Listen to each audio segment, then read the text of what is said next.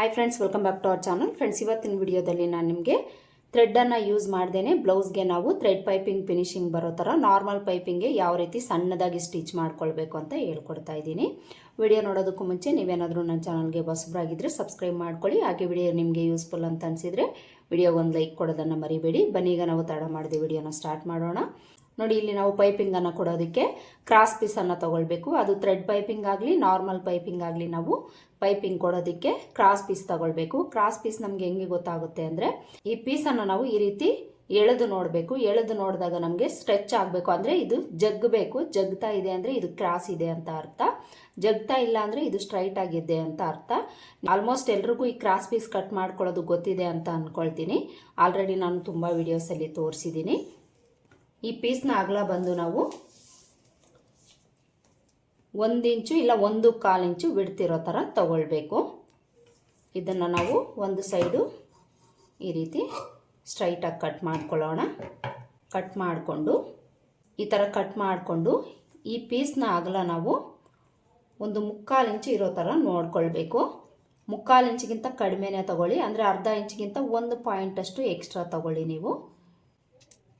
ಈ ರೀತಿ ವಿಡ್ತ್ ಅನ್ನೋದು ನಮಗೆ ಇರಬೇಕು. ಈ ರೀತಿ ಇಷ್ಟು ವಿಡ್ತ್ ತೊಗೊಂಡಿದ್ದೀವಿ ಅಂದರೆ ಕರೆಕ್ಟಾಗಿ ನಮಗೆ ಪೈಪಿಂಗ್ ಕೊಡೋದಕ್ಕೆ ಸರಿ ಹೋಗುತ್ತೆ. ಇನ್ನು ಉಳಿದಿರೋದು ನಾವು ಏನು ಮಾಡಬೇಕಪ್ಪ ಅಂದರೆ ಈ ರೀತಿ ಫೋಲ್ಡ್ ಮಾಡಿಕೊಂಡು ನಾವು ಸ್ಟಿಚ್ ಮಾಡ್ಕೊಳ್ಬೇಕು. ಇಲ್ಲಿ ನಿಮಗೆ ಇದು ವೇಸ್ಟ್ ಆಗುತ್ತೆ ಕ್ಲಾತು ಅಂತ ಅನಿಸಿದರೆ ನೀವು 1 ಇಂಚ್ ಮಾತ್ರ ಅಗಲ ತೊಗೊಂಡು 1/4 ಇಂಚಷ್ಟು ನೀವು ಫೋಲ್ಡ್ ಮಾಡಿ ಸ್ಟಿಚ್ ಮಾಡ್ಕೊಂಡಿದ್ದೀರಿ ಅಂದರೆ ಕರೆಕ್ಟಾಗಿ ಸರಿ ಹೋಗುತ್ತೆ. ನಾನಿಲ್ಲಿ ಸ್ವಲ್ಪ ಎಕ್ಸ್ಟ್ರಾ ತೊಗೊಂಡಿದ್ದೀನಿ. ಅದಕ್ಕೋಸ್ಕರ 1/4 ಇಂಚಷ್ಟು ಕ್ಲಾತನ್ನು ನಾನಿಲ್ಲಿ ಫೋಲ್ಡ್ ಮಾಡಿ ಸ್ಟಿಚ್ ಮಾಡ್ಕೊಳ್ತಾ ಇದ್ದೀನಿ. ಈ ಸ್ಟಿಚ್ಚನ್ನು ಹಾಕ್ಕೊಳ್ಳೋವಾಗ ನೀವು ನೋಡಿ ಎಡ್ಜಿಗೆ ಹಾಕ್ಕೊಳ್ಳಿ. 1 ಪಾಯಿಂಟಷ್ಟು ಕ್ಲಾತ್ ಗ್ಯಾಪ್ ಬಿಟ್ಟು ಎಡ್ಜಿಗೆ ನೀವು ಸ್ಟಿಚ್ ಮಾಡ್ಕೊಳ್ಬೇಕು. ತುಂಬ ಈ ಕಡೆಗೆಲ್ಲ ನೀವು ಸ್ಟಿಚ್ ಮಾಡ್ಕೊಳ್ಳೋಕೆ ಹೋಗಬಾರ್ದು. ಈ ಕಡೆ ಎಡ್ಜಿಗೆ ನೀವು ಸ್ಟಿಚ್ ಮಾಡ್ಕೊಳ್ಬೇಕು.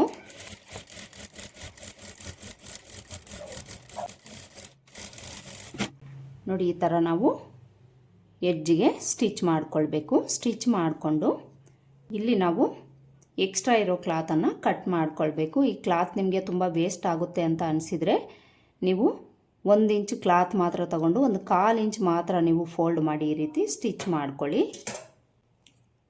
ಈಗ ನಾನು ಇದನ್ನು 1/4 ಇಂಚಷ್ಟು ಕ್ಲಾತ್ ಬಿಟ್ಟು ಉಳಿದಿರೋದನ್ನು ಕಟ್ ಮಾಡ್ಕೊಳ್ತೀನಿ. ನೀವು ಅಷ್ಟೇ, ಇಲ್ಲಿ ನೀವು 1/4 ಇಂಚಷ್ಟು ಕ್ಲಾತ್ ಬಿಟ್ಟು ಉಳಿದಿರೋದನ್ನು ಕಟ್ ಮಾಡ್ಕೊಳ್ಬೇಕು. ಹಾಗೆಯೇ ಇಲ್ಲಿ ನಾನು ಪೈಪಿಂಗ್ ಕೊಡೋದಕ್ಕೆ ಬ್ಲೌಸ್ನ ಆಪೋಸಿಟ್ ಕಲರ್ ತಗೊಂಡಿದ್ದೀನಿ. ಬಾರ್ಡರಲ್ಲಿ ಈ ಥರ ಕಾಪರ್ ಶೇಡ್ ಬಂದಿತ್ತು. ಅದಕ್ಕೋಸ್ಕರ ಕಾಪರ್ ಶೇಡ್ ಕ್ಲಾತನ್ನು ತಗೊಂಡು ನಾನು ಪೈಪಿಂಗನ್ನು ಕೊಡ್ತಾ ಇದ್ದೀನಿ. ಈ ಪೈಪಿಂಗಿಗೆ ಯಾವ ಕ್ಲಾತ್ ಯೂಸ್ ಮಾಡಬೇಕು ಅಂತಲೂ ಸಹ ಕೇಳ್ತೀರಾ ನೀವು. ಸೀರೆ ಕ್ಲಾತನ್ನು ಯೂಸ್ ಮಾಡ್ಕೊಳ್ಳಿ, ಇಲ್ಲ ಬ್ಲೌಸ್ ಕ್ಲಾತನ್ನು ಯೂಸ್ ಮಾಡ್ಕೊಳ್ಳಿ. ಇಲ್ಲಾಂದರೆ ಈ ಥರ ಕ್ಲಾತ್ ನಮಗೆ ಶಾಪ್ಗಳಲ್ಲಿ ಸಿಗುತ್ತೆ. ಇದು ಪೈಪಿಂಗ್ ಕೊಡೋದಕ್ಕೆ ಅಂತಲೇ ಇರುತ್ತೆ. ಈ ಕ್ಲಾತನ್ನು ನೀವು ತೊಗೊಂಡು ಬಂದು ಇದರಲ್ಲಿ ಪೈಪಿಂಗ್ ಕೊಡ್ಬೋದು. ಯಾವುದೇ ಕಾರಣಕ್ಕೂ ನೀವು ಲೈನಿಂಗ್ ಕ್ಲಾತಲ್ಲಿ ಪೈಪಿಂಗನ್ನು ಕೊಡೋ ಹಾಗಿಲ್ಲ. ಪೈಪಿಂಗ್ ಕೊಡೋದಕ್ಕೆ ನಾವು ಈ ಥರ ಕ್ಲಾತ್ನೇ ಯೂಸ್ ಮಾಡಿಕೊಳ್ಬೇಕು. ನೋಡಿ, ಈ ಥರ ಕಟ್ ಮಾಡಿಕೊಂಡು ಈಗ ನಾವು ಬ್ಲೌಸನ್ನು ತೊಗೊಳ್ಬೇಕು. ಬ್ಲೌಸ್ಗೆ ನಾವು ಪೈಪಿಂಗನ್ನು ಕೊಡಬೇಕಾದ್ರೆ ಇಲ್ಲಿ ನಾವು ಉಕ್ಸ್ಪಟ್ಟಿ ಕಾಜಾಪಟ್ಟಿನ ಚೆಕ್ ಮಾಡ್ಕೊಳ್ಬೇಕು.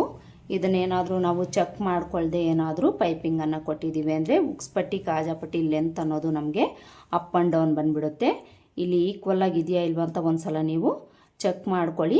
ಅಪ್ ಆ್ಯಂಡ್ ಡೌನ್ ಏನಾದರೂ ಇದ್ದರೆ ಒಂಚೂರು ಕಟ್ ಮಾಡಿಕೊಂಡು ನೀವು ಇಲ್ಲಿ ಸ್ಟಿಚ್ ಮಾಡ್ಕೊಳ್ಬೇಕು. ಈ ಟಿಪ್ಪನ್ನು ನೀವು ಮರೀದೆ ನೋಡ್ಕೊಳ್ಳಿ. ಈಗ ನಾವು ಬ್ಲೌಸ್ನ ಸೀದಾ ಸೈಡು ಮೇಲೆ ಇಟ್ಕೊಳ್ಬೇಕು. ಈ ಥರ ಇಟ್ಕೊಂಡು ಈ ಪೈಪಿಂಗ್ ಕ್ಲಾತನ್ನು ತಗೊಂಡು ಈ ಸೀದಾ ಸೈಡ್ ಏನಿದೆ ಇದು ಕೆಳಗಡೆ ಹೋಗಬೇಕು. ಈ ಕೂಳೆ ಇರೋದು ಮೇಲೆ ಇರೋ ಥರ ಇಟ್ಕೊಳ್ಬೇಕು. ಹಾಗೆಯೇ ಈ ಕಡೆ ಎಡ್ಜಲ್ಲಿ 1/2 ಇಂಚ್ ಕ್ಲಾತು ಎಕ್ಸ್ಟ್ರಾ ಬಿಟ್ಟು ನಾವು ಇಲ್ಲಿ 1/4 ಇಂಚ್ ಮಾರ್ಜಿನ್ ಇಟ್ಕೊಂಡು ಸ್ಟಿಚ್ ಮಾಡ್ಕೊಳ್ಬೇಕು. 1/4 ಇಂಚ್ ಮಾತ್ರ ಮಾರ್ಜಿನ್ ಇಟ್ಕೊಳ್ಳಿ. ಜಾಸ್ತಿ ಎಲ್ಲ ಇಡಕ್ಕೆ ಹೋಗಬೇಡಿ. ಅದಕ್ಕಿಂತ ಕಡಿಮೆನೂ ಸಹ ನೀವು ಇಡಕ್ಕೆ ಹೋಗಬಾರ್ದು. ಸ್ಟಾರ್ಟಿಂಗಿಂದ ಎಂಡ್ವರೆಗೂ ಸಹ 1/4 ಇಂಚ್ ಮಾರ್ಜಿನ್ ಇಟ್ಕೊಂಡೇ ಸ್ಟಿಚ್ ಮಾಡ್ಕೊಳ್ಬೇಕು. ಹಾಗೆಯೇ ಈ ರೌಂಡ್ ಶೇಪ್ಗಳ ಹತ್ರ ಈ ಕ್ಲಾತ್ನಾಗಲಿ ಬ್ಲೌಸ್ನಾಗಲಿ ಎಳಿಬಾರ್ದು. ಶೇಪ್ ಯಾವ ಥರ ಇರುತ್ತೆ ಅದೇ ಥರ ಈ ಪೈಪಿಂಗ್ ಕ್ಲಾತನ್ನು ಇಟ್ಟು ನಾವು ಸ್ಟಿಚ್ ಮಾಡ್ಕೊಳ್ಬೇಕು. ಈ ರೌಂಡ್ ಶೇಪ್ಗಳ ಹತ್ರ ನಾವು ವರಿ ಮಾಡ್ಕೊಳ್ಳೋ ಅವಶ್ಯಕತೆ ಇಲ್ಲ. ಕ್ರಾಸ್ ಪೀಸಿಂದ ನಾವು ಪೈಪಿಂಗ್ ಕೊಡೋದ್ರಿಂದ ಈ ಶೇಪ್ಗಳ ಹತ್ರ ನಾವು ನೀಟಾಗಿ ಟರ್ನ್ ಮಾಡಿಕೊಂಡು ಈ ಕ್ಲಾತನ್ನು ಇಟ್ಟು ಸ್ಟಿಚ್ ಮಾಡ್ಕೊಳ್ಬೋದು. ಈ ಶೋಲ್ಡರ್ ಹತ್ರ ಬಂದಾಗ ಶೋಲ್ಡರ್ ಜಾಯಿಂಟ್ ಮಾಡ್ಕೊಂಡಿರೋ ಕೂಳೆ ಇರುತ್ತಲ್ವ, ಇದು ಬ್ಯಾಕ್ ಸೈಡ್ ಪಾರ್ಟ್ ಕಡೆ ಇಟ್ಕೊಂಡು ಸ್ಟಿಚ್ ಮಾಡ್ಕೊಳ್ಳಿ.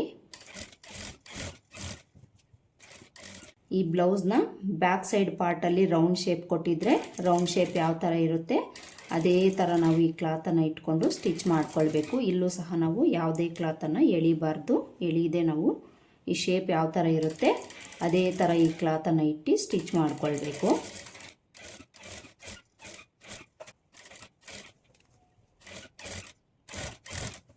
ಈ ಕಡೆ ಶೋಲ್ಡರ್ ಹತ್ರನೂ ಸಹ ಈ ಕೂಳೆನ ಬ್ಯಾಕ್ ಸೈಡ್ ಪಾರ್ಟ್ ಕಡೆ ಇಟ್ಕೊಂಡು ಸ್ಟಿಚ್ ಮಾಡ್ಕೊಳ್ಬೇಕು. ಈ ಕಡೆ ಎಡ್ಜ್ಗೆ ಬಂದಾಗ 1/2 ಇಂಚ್ ಕ್ಲಾತು ನಾವು ಎಕ್ಸ್ಟ್ರಾ ಬಿಟ್ಟು ಸ್ಟಿಚ್ ಮಾಡ್ಕೊಳ್ಬೇಕು. ಎಕ್ಸ್ಟ್ರಾ ಏನಾದರೂ ಇದ್ದರೆ 1/2 ಇಂಚ್ ಕ್ಲಾತ್ ಬಿಟ್ಟು ಉಳಿದಿರೋದನ್ನು ಕಟ್ ಮಾಡ್ಕೊಳ್ಳಿ. ನೋಡಿ, ಇಲ್ಲಿ ನಾವು ಎಲ್ಲ ಕಡೆಯೂ ಸಹ 1/4 ಇಂಚ್ ಮಾರ್ಜಿನ್ ಇಟ್ಕೊಂಡು ಸ್ಟಿಚ್ ಮಾಡ್ಕೊಂಡಾಯಿತು. ಈ ಥರ ಸ್ಟಿಚ್ ಮಾಡಿಕೊಂಡು ಇದ್ರ ಮೇಲೆ ನಾವು ಇನ್ನೊಂದು ಸ್ಟಿಚ್ಚನ್ನು ಹಾಕ್ಕೊಳ್ಬೇಕು.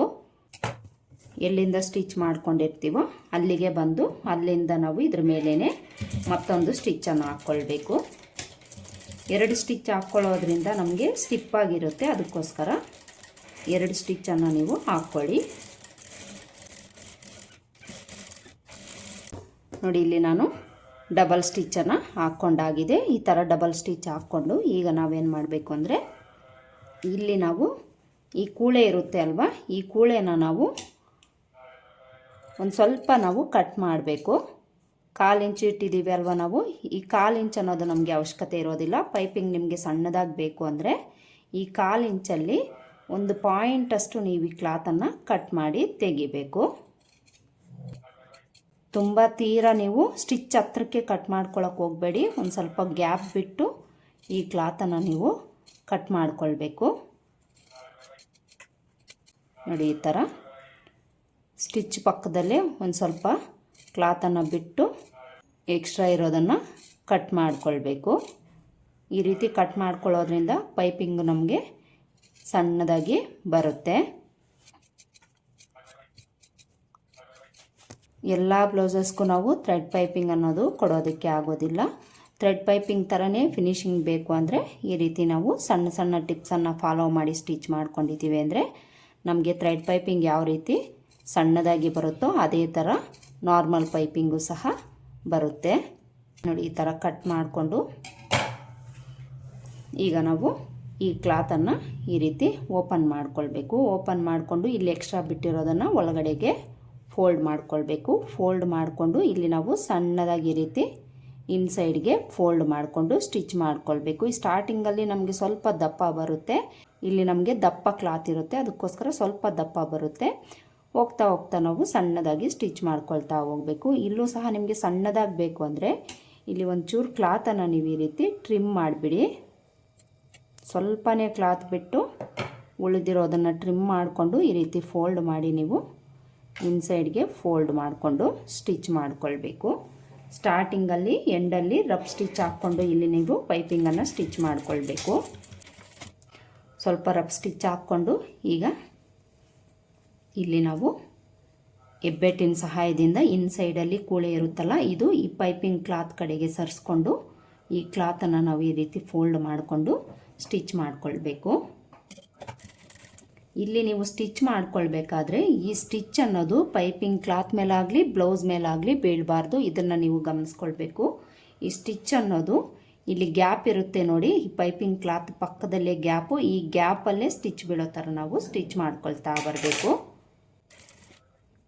ನಿಮಗೆ ಎಷ್ಟು ಸಣ್ಣದಾಗಿ ಫೋಲ್ಡ್ ಮಾಡ್ಕೊಳ್ಳೋದಕ್ಕೆ ಆಗುತ್ತೋ ಅಷ್ಟು ಸಣ್ಣದಾಗಿ ರೀತಿ ನೀವು ಫೋಲ್ಡ್ ಮಾಡಿಕೊಂಡು ಪೈಪಿಂಗನ್ನು ಸ್ಟಿಚ್ ಮಾಡ್ಕೊಳ್ಳಿ. ಹಾಗೆಯೇ ನೀವು ಸ್ಟಿಚ್ ಮಾಡ್ಕೊಳ್ಬೇಕಾದ್ರೆ ಸ್ಟಾರ್ಟಿಂಗಿಂದ ಎಂಡ್ವರೆಗೂ ಸಹ ನೀವು ಈಕ್ವಲ್ ಮೆಥಡಲ್ಲೇ ಫೋಲ್ಡ್ ಮಾಡಿಕೊಂಡು ಸ್ಟಿಚ್ ಮಾಡ್ಕೊಳ್ಬೇಕು. ಒಂದು ಹತ್ರ ದಪ್ಪ ಇನ್ನೊಂದು ಹತ್ರ ಸಣ್ಣ ಈ ರೀತಿ ಎಲ್ಲ ನೀವು ಪೈಪಿಂಗ್ ಸ್ಟಿಚ್ ಮಾಡಿದ್ದೀರಿ ಅಂದರೆ ಪೈಪಿಂಗ್ ಅನ್ನೋದು ಅಷ್ಟು ನೀಟಾಗಿ ಫಿನಿಶಿಂಗ್ ಬರೋದಿಲ್ಲ. ಈಕ್ವಲ್ಲಾಗಿ ನೀವು ಪೈಪಿಂಗನ್ನು ಸ್ಟಿಚ್ ಮಾಡ್ಕೊಳ್ಬೇಕು. ನೋಡಿ, ಇಲ್ಲಿ ನಾನು ಸ್ಟಿಚ್ ಮಾಡಿ ತೋರಿಸ್ತಾ ಇದ್ದೀನಿ ಅಲ್ವಾ, ಈಕ್ವಲ್ಲಾಗಿ ನಾವು ಈ ರೀತಿ ಸ್ಟಿಚ್ ಮಾಡ್ಕೊಳ್ಬೇಕು. ಕೊನೆಯವರೆಗೂ ಒಂದೇ ಲೆವೆಲ್ಗೆ ಫೋಲ್ಡ್ ಮಾಡಿಕೊಂಡು ಈ ಪೈಪಿಂಗನ್ನು ನಾವು ಸ್ಟಿಚ್ ಮಾಡಿಕೊಳ್ಬೇಕು.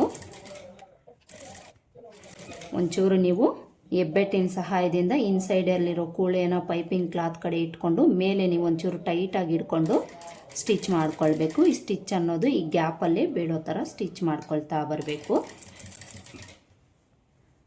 ನಾನು ನಿಮಗೆ ತುಂಬಾ ಹತ್ತಿರದಿಂದ ನೀಟಾಗಿ ತೋರಿಸ್ತಾ ಇದ್ದೀನಿ. ನೀಟಾಗಿ ನೋಡಿಕೊಂಡು ನೀವು ಸ್ಟಿಚ್ ಮಾಡ್ಕೊಳ್ಳಿ. ನೋಡಿ ಪೈಪಿಂಗ್ ನಮಗೆ ಎಷ್ಟು ಸಣ್ಣದಾಗಿ ಬರ್ತಾ ಇದೆ. ಇದೇ ಥರ ನಾವು ಕೊನೆವರೆಗೂ ಸಹ ಸ್ಟಿಚ್ ಮಾಡ್ಕೊಳ್ತಾ ಹೋಗಬೇಕು.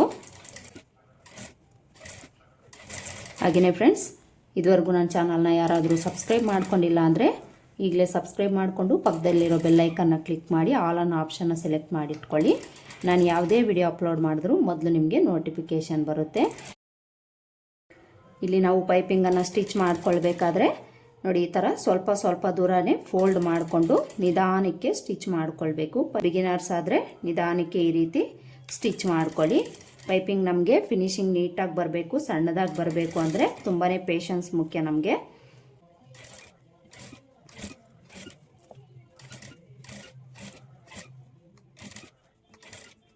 ಈ ಕಡೆ ಎಡ್ಜ್ಗೆ ಬಂದಾಗ ಇಲ್ಲಿ ನಾವು ಎಕ್ಸ್ಟ್ರಾ ಬಿಟ್ಟಿರ್ತೀವಿ ಅಲ್ವಾ, ಈ ಕ್ಲಾತನ್ನು ನಾವು ಈ ಥರ ಇನ್ಸೈಡ್ಗೆ ಫೋಲ್ಡ್ ಮಾಡಿಕೊಂಡು ಪೈಪಿಂಗನ್ನು ನಾವು ಸ್ಟಿಚ್ ಮಾಡಿಕೊಳ್ಬೇಕು. ಇಲ್ಲೂ ಸಹ ರಫ್ ಸ್ಟಿಚ್ ಹಾಕ್ಕೊಂಡು ಸ್ಟಿಚ್ ಮಾಡ್ಕೊಳ್ಳಿ. ನೋಡಿ ಇಲ್ಲಿ ನಾವು ಪೈಪಿಂಗನ್ನು ಸ್ಟಿಚ್ ಮಾಡ್ಕೊಂಡಾಯಿತು. ನೋಡಿ ಎಲ್ಲ ಕಡೆಯೂ ಸಹ ಈಕ್ವಲ್ ಮೆಥಡಲ್ಲಿ ನಾನು ಪೈಪಿಂಗನ್ನು ಸ್ಟಿಚ್ ಮಾಡಿದ್ದೀನಿ. ಕಾಣಿಸ್ತಾ ಇದೆಯಲ್ವಾ ಎಷ್ಟು ಸಣ್ಣದಾಗಿ ಪೈಪಿಂಗ್ ಬಂದಿದೆ ಅಂತ. ತುಂಬಾ ಸಣ್ಣದಾಗಿ ನಮಗೆ ಪೈಪಿಂಗ್ ಅನ್ನೋದು ಬರುತ್ತೆ. ಥ್ರೆಡ್ ಕೊಡ್ದೇನೆ ನಮಗೆ ಥ್ರೆಡ್ ಕೊಟ್ಟಾಗ ಯಾವ ರೀತಿ ಫಿನಿಶಿಂಗ್ ಬರುತ್ತೆ ಅದೇ ಥರ ನಮಗೆ ಫಿನಿಶಿಂಗ್ ಅನ್ನೋದು ಬಂದಿದೆ. ಈ ರೀತಿ ನೀವು ಎಲ್ಲ ಕಡೆಯೂ ಸಹ ಈಕ್ವಲ್ ಮೆಥಡಲ್ಲಿ ಸಣ್ಣದಾಗಿ ಪೈಪಿಂಗನ್ನು ಸ್ಟಿಚ್ ಮಾಡಿಕೊಳ್ಬೇಕು. ನೋಡಿದ್ರಿ ಅಲ್ವಾ ಎಷ್ಟು ಸಣ್ಣದಾಗಿ ನಮಗೆ ಪೈಪಿಂಗ್ ಬಂದಿದೆ ಅಂತ. ಈ ರೀತಿ ನಿಮಗೂ ಸಹ ಸಣ್ಣದಾಗಿ ಪೈಪಿಂಗ್ ಬರಬೇಕು ಥ್ರೆಡ್ ಕೊಡ್ದೇನೆ ಅಂದರೆ ನಾನು ಹೇಳ್ಕೊಟ್ಟಿರೋ ಮೆಥಡಲ್ಲಿ ನೀವು ಒಂದ್ಸಲ ಟ್ರೈ ಮಾಡಿ. ತುಂಬಾ ನೀಟಾಗಿ ನಿಮಗೆ ಸಣ್ಣದಾಗಿ ಥ್ರೆಡ್ ಪೈಪಿಂಗ್ ಫಿನಿಶಿಂಗ್ ಬರುತ್ತೆ. ನೋಡಿ ಇನ್ಸೈಡಲ್ಲಿ ನಮಗೆ ಕೂಳೆ ಅನ್ನೋದು ಇಷ್ಟೇ ಇರುತ್ತೆ, ತುಂಬ ಜಾಸ್ತಿ ಏನೂ ಇರೋದಿಲ್ಲ. ಇದನ್ನು ನಾವು ಎಮ್ಮಿಂಗ್ ಮಾಡ್ಬೋದು, ಇಲ್ಲಾಂದರೆ ಮಾಡದೇ ಇದ್ದರೂ ಪರವಾಗಿಲ್ಲ, ಪ್ರಾಬ್ಲಮ್ ಏನೂ ಇಲ್ಲ. ನಮಗೆ ಈ ಟಾಪ್ ಸೈಡ್ಗೆ ಇದು ಕಾಣಿಸೋದಿಲ್ಲ, ನೀಟಾಗಿ ಫಿನಿಶಿಂಗ್ ಇರುತ್ತೆ. ನೋಡಿದ್ರಿ ಅಲ್ವಾ ಇವತ್ತಿನ ವಿಡಿಯೋದಲ್ಲಿ ಥ್ರೆಡ್ ಕೊಡ್ದೇನೆ ನಮಗೆ ಥ್ರೆಡ್ ಪೈಪಿಂಗ್ ಫಿನಿಶಿಂಗ್ ಬರಬೇಕಾದ್ರೆ ಸಣ್ಣದಾಗಿ ನಾವು ನಾರ್ಮಲ್ ಪೈಪಿಂಗ್ಗೆ ಯಾವ ರೀತಿ ಸ್ಟಿಚ್ ಮಾಡ್ಕೊಳ್ಬೇಕು ಅಂತ ಹೇಳ್ಕೊಟ್ಟಿದ್ದೀನಿ. ಐ ಹೋಪ್ ಈ ವಿಡಿಯೋ ನಿಮಗೆ ಹೆಲ್ಪ್ ಆಗಿದೆ ಅಂತ ಅಂದ್ಕೊಳ್ತೀನಿ. ಹೆಲ್ಪ್ ಆಗಿದೆ ಅಂತ ಅನಿಸಿದರೆ ವಿಡಿಯೋಗೆ ಒಂದು ಲೈಕ್ ಕೊಡೋದನ್ನು ಮರಿಬೇಡಿ. ಹಾಗೆಯೇ 5 ಪಾಯಿಂಟ್ಸನ್ನು ಕ್ಲಿಕ್ ಮಾಡೋದನ್ನು ಮರಿಬೇಡಿ. ಮತ್ತೆ ಸಿಗೋಣ ಮತ್ತೊಂದು ವಿಡಿಯೋದಲ್ಲಿ. ಅಲ್ಲಿವರೆಗೂ ನಮಸ್ಕಾರ. Thanks for watching.